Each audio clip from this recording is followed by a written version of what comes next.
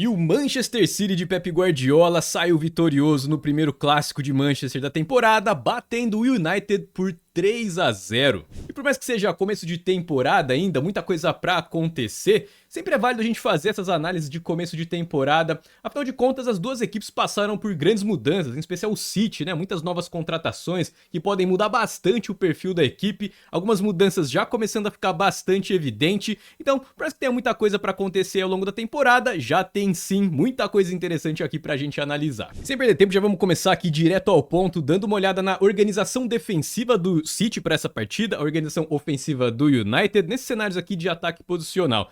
O City foi a campo então se defendendo nesse 4-1-4-1, obviamente em bloco alto, ia mais ou menos para um 4-3-3, né, porque os pontas sempre se projetam aqui para tentar manter a marcação encaixada, a bola coberta, mas muitas vezes nessa partida o que a gente via era que o Doku guardava um pouco mais aberto aqui pela esquerda e quem ajudava o primeiro combate aqui no Haaland era justamente o Foden, ele saía então dessa linha aqui do meio, defendendo mais ali pelo corredor central. Agora, a partir do momento que o time ia indo baixando ali pro seu bloco baixo, aí ia ficando mais bem definido nesse 4-1-4-1. Então, o Kuchanov jogou pela direita, Rúben Dias, zagueiro direito, com o Gvardiol fazendo ali a dupla de zaga, lá pela esquerda, na lateral, o O'Reilly. O Rodri aqui fazendo o volante entre as linhas, Doku pela esquerda, Foden ali pelo corredor central, geralmente um pouco mais pra esquerda, em especial quando o time tinha a bola, você vai perceber que essa movimentação dele foi bastante importante. O Reinders foi o titular aqui um pouco mais pela direita e o Bernardo Silva foi jogar na ponta, e o Haaland, o centroavante da equipe. O United, por sua vez, se organizava para atacar no 3-2-5, mas sem a bola acabava mudando um pouco a organização. Mas quem mudava bastante a organização quando a posse de bola invertia era justamente o City.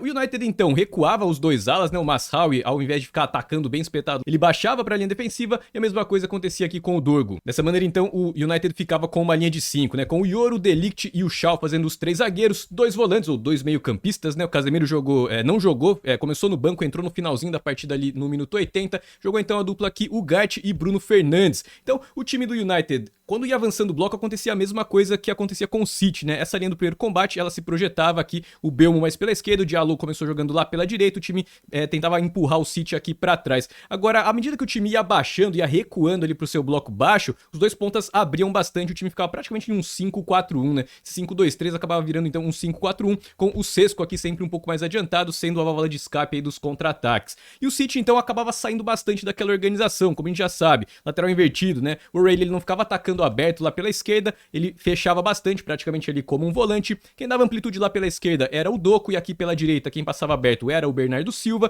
e o City tentava fazer 4 jogadores aqui pelo corredor central. Além do Haaland, do Reinders e do Foden, então a gente sempre vinha o O'Reilly vindo mais pra dentro. Claro que em alguns momentos a gente viu algumas trocas de posição, com o O'Reilly mais aberto pela esquerda e o Doku vindo um pouco mais pra dentro. Inclusive, essa movimentação dele vindo mais pra dentro vai acabar sendo determinante aqui no lance do primeiro gol. Mais recuado, o time fazia a saída de bola de 3 jogadores, né? Os 3 zagueiros sobrando, então aqui um pouco mais recuado, junto com o Rodri. Muitas vezes a gente via isso, né? Praticamente uma linha com 4, né? Com o Rodri bem aberto, o Gvardiol sempre bem aberto lá pela esquerda, com o Rodri sempre bem recuado aqui pelo corredor central. O Gvardiol muitas vezes abria bastante aqui pela esquerda, e à medida que o United ia sendo empurrado pra trás, aí o Rodri vinha ficando um pouco mais centralizado, ficava mais bem definido, né? Esses 3 zagueiros mais recuados, com o Rodri um pouco mais adiantado. Agora, obviamente, posicionamentos não querem dizer muita coisa sem a gente entender as dinâmicas, as jogadas tentadas. E com esse posicionamento, qual era a jogada que o City mais tentava? Aproximar ali pela esquerda e tentar criar a liberdade da origem da jogada para as diagonais do Haaland. O time começou sempre tentando essa mesma jogada. Inclusive, esse aqui é o primeiro lance do jogo, uma bola que ficou viva aqui em disputa, o City conseguiu recuperar e já vai tentar sua primeira jogada de infiltração. Então perceba que o Haaland, à medida que ele percebe então que o Doku vai fazer o passe em profundidade para ele já se projeta aqui atacando as costas da defesa para pegar, né, na perna boa ali na canhota, sempre fazendo essa diagonal ou atacando em profundidade, já ajeitando o corpo ali para fazer a finalização. Aí o Doku percebe a movimentação dele, faz o passe em profundidade, o Haaland já gira batendo, manda perto aos 17 segundos de jogo. Uma coisa que aconteceu bastante aqui nessa partida é que o Doku não ficava sempre preso lá na ponta. Como eu falei, muitas vezes ele vinha pra dentro, mas principalmente em jogadas de transição, ou seja, quando o City tinha uma saída de bola, né, lá no seu campo de defesa, ou quando era uma jogada de contra-ataque, a gente via o Doku sempre começar mais fechado aqui, né, mais perto aqui do Haaland, mas ele fazia esse tipo de movimentação, caía aqui pela direita. E é por isso que se a gente pegar aqui, né, nesse momento a transição não funcionou, o City recua a bola e vai começar a jogada. Mas é justamente por isso que o Doku tá aqui, porque era uma jogada de transição. Vou até voltar aqui alguns segundos só pra você perceber, ó. Era uma saída de bola do City nesse lance aqui, ó. Olha onde o Doku começa aqui a jogada. E à medida que a jogada vai se desenvolvendo, ó, ele tá aqui, o Foden se apresenta aqui pra desafogar a saída de bola, ele vai inverter aqui com o Bernardo Silva, né? Por isso que no desdobramento da jogada, ó, o Doku se aproximando aqui, né? Você vai ver aqui que acontece esse posicionamento. Mas partindo então daquela organização, né? Os 3 zagueiros, mais o Rodri aqui, os 4 jogadores, a gente já tem o O'Reilly vindo mais pra dentro. O único jogador que tá mais fora daquela posição inicial do City é justamente o Doku, né? Que estaria mais aberto naquele posicionamento mais padrão. E ele tá aqui. Agora, se a gente pensar, isso acaba gerando uma possível sobrecarga, porque o United tá sim no seu desenho defensivo. O desenho defensivo do United até conseguia manter a marcação encaixada, mas quando batia de frente com a organização ofensiva do City, nesse lance aqui, essa bagunça acaba gerando uma grande vantagem aí pro City, porque se você olhar, o Doku tá completamente livre aqui no espaço entre as linhas, a bola tá descoberta, né? O Rodri vai conseguir achar esse primeiro passe. Esse é o primeiro ponto. Segundo ponto importante, se você pensar aqui pelo corredor central, um encaixe de marcação que acabava acontecendo sempre era o Foden sendo marcado pelo Bruno Fernandes. Então se a gente pensar no sistema defensivo do United, talvez ali uma brecha defensiva seria justamente o meio-campista mais ofensivo do United, que é justamente o Bruno Fernandes, e nesse lance aqui, esse desencaixe de marcação também vai acabar sendo determinante. Então, além do Doku tá mais solto aqui pelo meio, com bastante espaço para dar prosseguimento na jogada, o segundo desencaixe que vai acontecer, muito importante, é o Foden escapando aqui da marcação do Bruno Fernandes, ó, o Bruno Fernandes aqui mais orientado à bola, o Doku inclusive, vou até voltar um segundo aqui o lance, ó, atenção a esse belo drible aqui do Doku, ó, entortando ali o Luke Shaw, ele dá um tapa, leva pro fundo e o Foden agora tá livre. E aí, por mais que o primeiro cruzamento não conecte, na sobra, o Doku consegue achar o Foden completamente livre ali, ele testa com consciência e abre o placar pro City aos 17 do primeiro tempo. Mas verdade seja dita, esse ataque posicional do City, que nasceu na verdade de uma saída de bola, acabou sendo uma jogada um pouco mais isolada. Na maioria das vezes a gente viu o City mais naquele posicionamento, né? Poucas vezes então o Doku caía aqui pela direita também para tentar gerar esse tipo de sobrecarga. Agora, claramente a vantagem que o City tentava encontrar, ou a jogada que o time mais procurava executar, é aquela que eu mostrei no começo da análise, é a diagonal do Haaland. Olha lá, o United postado no seu desenho defensivo, né, o seu 5-2-3, 5-4-1, enfim. Nesse lance aqui, o Bruno Fernandes tá bem baixo aqui, né, porque o O'Reilly passou, mas de maneira geral, o que o City tentava fazer era gerar esse tipo de superioridade, a superioridade numérica aqui na origem da jogada, para tentar envolver, desencaixar a marcação, mas principalmente gerar a bola descoberta, gerar essa liberdade na origem da jogada. E é o que o time vai conseguir fazer nesse lance, ó. O time vai trocar passos, ó, o Foden, ponto importante, o Foden sempre recuando por fora do bloco para começar essas jogadas, mas atenção aqui ao Haaland, né, como ele acaba sendo então o vetor, e a tomada de decisão dele de acelerar no momento certo é sempre fundamental para que essa jogada consiga ter sucesso. Então atenção aqui a como ele fica só andando ali, esperando o momento certo de fazer a movimentação. Dá um zoom aqui, editor, olha lá o Haaland, fica só olhando, nesse momento ele se projeta. E por que ele se projeta nesse momento? 2 agravantes, né? Um deles é que nesse momento o Reinders recebeu essa bola com bastante espaço, já levantou a cabeça e agora ele tá procurando o prosseguimento da jogada. E o segundo agravante é justamente a barrigada aqui da linha defensiva. A gente já viu em outras análises da temporada passada como a linha defensiva do United geralmente promove essas perseguições, né? Sai pra caçar, e essa barriga acaba sendo uma coisa muito frequente. Em vários momentos do jogo a gente notou isso, o Haaland esperando a barriga da linha defensiva para conseguir atacar, fazendo justamente essa diagonal aqui, geralmente do meio para a esquerda, né, para ficar boa ali na perna que ele mais gosta de finalizar. Só que nesse lance, ó, se você perceber, o Reinders vai levando a bola, ele faz o passe, olha o Haaland atacando o espaço no momento certo, mas o O'Reilly acaba fazendo a interceptação. Inclusive é engraçado que o próprio Haaland fica frustrado ali, né, gesticulando ali com os braços, e o próprio Reinders também, né, acaba perdendo então a oportunidade de completar uma assistência, né, e o O'Reilly acaba desperdiçando essa grande chance, porque ele pega muito mal na bola e manda direto para fora. Mas uma questão de tempo até essa jogada aqui dar frutos aí pro Manchester City, né? Ó o Foden de novo recuando aqui por fora, ajudar a criar essa superioridade numérica, o Rodri também encostando aqui, né? Dando essa opção aqui da bola de segurança, mas o City trocava muitos passes aqui atrás da intermediária, até muitas vezes aproximando muitos jogadores aqui pela esquerda. E o Foden, ele vai ser determinante, ó, porque ele vai acabar driblando bem o Mazraoui aqui, para que a jogada tenha potencial de perigo maior. Agora de novo, atenção aqui ao Haaland, como ele vai ficar de novo esperando aqui a movimentação, mas ele não vai atacar em qualquer momento, ele vai esperar o momento certo. E qual é esse momento certo? À medida que o Foden conecta o passe no Doku, inclusive antes até da bola chegar, quando o Haaland percebe que o Doku vai levar vantagem, né, porque o Doku protegeu muito bem ali com o corpo, aí sim, nesse momento ele já faz a diagonal ali, ataca no momento certo, no limite ali do impedimento, o Doku faz um belo passe, deixa ele na cara do gol e ele não perdoa faz 2-0 o City aos 52 de jogo. De fato, aquela famosa tragédia anunciada, porque era uma jogada que o City tentava bastante, uma jogada que a linha defensiva do United tinha sérias dificuldades para conseguir neutralizar essa bola quando chegava no Haaland, mas principalmente encaixar a marcação na origem da jogada. O Foden fez um verdadeiro carnaval ali, junto com o Henderson, com o Rodri encostando por ali pela esquerda. Agora, vamos lá pro outro lado do campo, né? Pensar o que acontecia então quando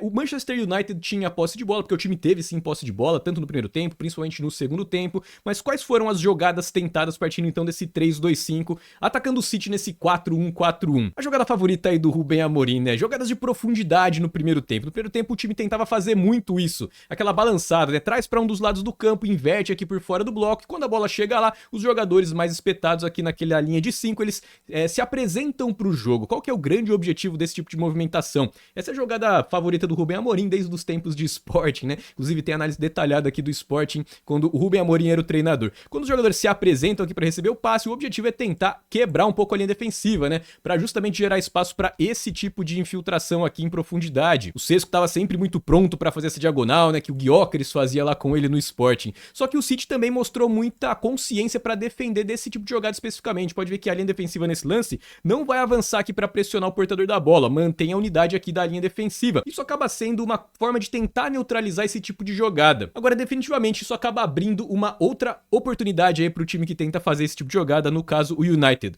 Bola descoberta. Quando o O'Reilly, então, não avança aqui para pegar o Mazraoui, tentando manter a unidade da linha defensiva, né, proteger mais a profundidade, bola descoberta. O Mazraoui, então, tem bastante liberdade na origem da jogada, a qualidade desse lançamento vai ser muito maior do que se ele tivesse pressionado e ele pode esperar o momento certo de fazer esse lançamento. E aqui, se você pensar no destino da jogada, é uma corrida. Você tem os dois zagueiros, mas você tem também um centroavante e quem levar a melhor vai conseguir chegar aqui antes na bola para fazer a finalização, ou no caso dos zagueiros, tentar fazer o corte. E o ponto de oportunidade aqui acaba sendo que o Donnarumma ainda não tá tão seguro ali para fazer, para sair para cortar essas bolas mais esticadas nas costas da linha defensiva do City. Esse lance aqui ilustra bem isso, foram várias tentativas, mas eu separei um aqui que acabou sendo um lance com bastante potencial de perigo. Olhando como ele até tá aqui, né, bem próximo de onde essa bola vai cair, mas ele opta por recuar pro gol, ele não fica à vontade ali para avançar para tentar fazer o corte. Então, sai o lançamento do Mazraoui, olha como o Cesco vai ganhar essa bola nas costas da defesa, ele acaba esticando demais o braço ali, não consegue fazer o domínio, essa bola, inclusive esse lance é parado ali por um toque de mão dele, mas só para ilustrar como essa jogada teria bastante potencial quando encaixa com essa configuração e também para ilustrar esse ponto aí do Donnarumma, né, não saindo ali para tentar fazer esse corte nas costas da linha defensiva. Agora uma pergunta, quantas vezes o United tentou jogadas de profundidade como essa que a gente acabou de ver na segunda etapa? Quase nenhuma, basicamente nenhuma. O United mudou bastante a jogada tentada e tem tudo a ver com o posicionamento do City. O time fez algumas mudanças ali já vencendo o jogo, principalmente depois que fez o segundo gol no comecinho do segundo tempo, e isso acabou contribuindo bastante para que o United tentasse outro tipo de jogada. E qual é essa outra jogada que o United tenta bastante com essa configuração, aproveitando essa linha de 5 então? Jogadas de cruzamento, o time avança por um dos lados e tenta cruzar essa bola na segunda trave, usando o ponta ou o ala lá da inversão para gerar superioridade numérica para cima do lateral da inversão do adversário. É justamente o que vai acontecer nesse lance aqui, ó. Até acelerar o lance, ó, o time avança aqui pela direita, a bola chega aqui no Belmo e lá no destino desse cruzamento você já pode ver aqui como o Dorgo já tá atacando ali, né, tentando sobrecarregar aqui o Kuchanov, né, que era o lateral direito aqui do City nessa partida, mas perceba como o Bernardo Silva recua aqui para tentar ajudar. Então, na sequência da jogada, vai até sair ali o cruzamento, ó, o Belmo rola pra trás, o Bruno Fernandes faz o cruzamento, mas o City tem 3 contra 2 aqui, consegue neutralizar esse cruzamento no destino. E aqui um lance que o time faz a mesma coisa, só que avança pela esquerda e tenta finalizar essa bola aqui na inversão pela direita. E aqui tem uma grande diferença, vou dar play aqui no lance, ó, sai o cruzamento, agora dá uma olhada aqui no destino, ó, Belmo e o Mazraoui, né, o ponta e o ala fechando ali então, pra gerar essa superioridade numérica na segunda trave pra pegar esse cruzamento. E por que acontece essa superioridade numérica? Porque o Doku acabou não recuando aqui, né, só fazendo esse paralelo, comparando com o lance anterior, o Bernardo Silva, que seria o ponta, baixou até a linha para evitar aquela superioridade numérica. Nesse lance aqui, ó, bastou uma cochilada do Doku para que o United quase diminuísse. Nesse momento aqui, ó, 60 de jogo, tava 2-0 pro City, ó. Agora dá uma olhada nessa finalização. Zoom aqui, editor, ó. Voleio de canhota e olha essa defesaça aí do Donnarumma, evitando que seria o primeiro gol do United no jogo. Mas na minha visão acabou sendo uma das melhores jogadas do United na partida. A primeira chance clara de gol foi justamente aqui, ó. Agora se a gente pegar aqui o gráfico, a gente vai perceber o seguinte. Primeiro que o City teve até um volume menor de tentativas, né, que são essas bolinhas azuis aqui, uma tentativa de ataque do City, as bolinhas vermelhas tentativas de ataque do United. Perceba como o United tentou mais, né, mas o potencial de perigo das jogadas era bem menor claramente, que é representado pelo tamanho das bolinhas, né. As bolinhas do City aqui sempre tem bastante potencial, né? São jogadas mais pensadas, mais trabalhadas, que acabam tentando encontrar o espaço antes de arriscar a jogada de fato. Agora o que eu queria mostrar aqui é o seguinte, a mudança de postura do City, em especial depois que abriu o segundo gol. Olha só, no começo do jogo, até fazer 2 a 0, primeiro tempo mais começo do segundo, o City se garantiu muito nas jogadas de construção rápida desde a defesa, que aqui ó, da saída de bola, o time criou 2 grandes chances, e também jogadas de ataque posicional, pegando ali o United em bloco baixo. Então esses dois cenários acabaram garantindo o 2 a 0 pro City. A partir do momento que o time faz 2 a 0, dá uma olhada como primeiro, o time abre mão da saída de bola, bolinhas vermelhas aqui são posses de bola perdida na saída de bola, o City passou a rifar mais a bola, não correr tantos riscos assim ali atrás, no seu campo de defesa, quando tinha a posse de bola, e acabava entregando de fato a posse de bola aqui pro United. Por isso tem várias bolinhas vermelhas aqui, e por isso que você vai perceber que o United teve mais volume de jogo também na segunda etapa. E a partir dali, o que aconteceu? O City passou a ter outro tipo de vantagem, que tá aqui ó, os contra-ataques. A partir do segundo gol aqui, então, o City passou a criar vários contra-ataques com bastante potencial de perigo. Mas em resumo, foi justamente isso que esse lance tá ilustrando bem, né? O City baixou bem as linhas, se garantiu então no 2 a 0 em construções da defesa e também ataque posicional, depois baixou as linhas, passou a pressionar muito menos o United e entregou a posse de bola e ficou de olho no terceiro lance aí para conseguir matar o jogo em um contra-ataque de transição que nasce lá na defesa. Esse ponto é bem importante também, tem alguns dados aqui que eu vou mostrar para você, comparando as temporadas do City, mas calma que a gente já vai chegar lá. Isso porque no minuto 67, Maguire tinha acabado de entrar aqui poucos minutos dentro de campo e vai acabar acontecendo um erro aqui atrás, ó. Maguire recebe uma bola mais recuada, mais viva ali do chão, acaba tentando a devolução e dá direto no pé do Bernardo Silva, e agora o Haaland vai ter pouco espaço aqui, né? Pouco espaço aqui para arrancar com a bola dominada. Vou até colocar direto na finalização aqui, pra gente não correr o risco de tomar um strike aqui nesse vídeo, ó. E o Haaland finaliza sai na cara do goleiro, finaliza de perna canhota, não perdoa, 67 de jogo, 3 a 0 City. Mas claramente aí colhendo os frutos da estratégia, né? Deu certo então baixar as linhas ali, ficar um pouco mais de olho no contra-ataque. Tá certo que o time acabou cedendo algumas chances, né? Como o caso daquele cruzamento que a gente viu, mas de maneira geral funcionou bem porque o placar veio, né? Basicamente foi isso. Agora o que eu queria mostrar aqui pra você é o seguinte, ó, se a gente pegar aqui o City, eu tenho dado aqui das outras temporadas, ó, 23, 24. Uma coisa que eu queria mostrar aqui é o seguinte, ó, no perfil de gols marcados do City, a gente tem um tipo de jogada que foi fundamental nessa temporada. Foi justamente as jogadas de infiltração, ataque posicional, ataque ao bloco recuado ali. A participação de infiltrações na produção ofensiva aí do City é esmagadora, né? E os outros cenários são todos muito bem distribuídos. Isso foi então na temporada 23, 24. Na temporada 24, 25, que foi essa que o City terminou aqui, acabou indo mal, a gente já notava, né? Inclusive nas análises eu já vinha falando isso um pouco. O perfil de ataque acabou mudando um pouco, por mais que as infiltrações ainda fossem o grande pilar aqui de ataque do time, uma coisa que a gente passou a ver muito mais foram as jogadas de construção desde a defesa. Só comparando aqui, ó, construindo desde lá da saída de bola e atacando rápido o seu adversário. O time marcou 15 gols ao todo na temporada passada. E na temporada retrasada, olha só que interessante, foram apenas 8 gols, quase metade. E o mais interessante é isso, qual é o outro tipo de ataque em transição? Saindo desde a defesa, atacando até o fundo da rede do seu adversário. Contra-ataques, né? Quando você recupera a posse de bola, não só nas saídas de bola. Contra-ataque iniciado na defesa, o City marcou 5 gols em 2024, até na temporada 23-24, e na temporada 24-25 marcou apenas 4 gols. O time de fato é um time que ataca pouco em transição desde a defesa nos contra-ataques. O tipo de contra-ataque que o City gosta mais é pressionando a saída de bola do adversário, aquele contra-ataque de pressão que já começa no campo de ataque. Essa temporada, se a gente pegar, são poucos jogos ainda, né? São 4 jogos ainda, mas os dois tipos de gol já começam a despontar como duas forças, né? Tanto as construções de defesa quanto esses contra-ataques de transição. Então claramente tem essa mudança de perfil aí ao longo da temporada, e claro que a gente vai continuar de olho para ver se esse padrão se confirma ou se de fato o City vai voltar a ser aquele time que aposta muito mais ali nos seus ataques posicionais do que nessa alternativa de atacar rápido em transição. Espero que você tenha gostado dessa análise, vou ficando por aqui. Grande abraço e até o próximo vídeo.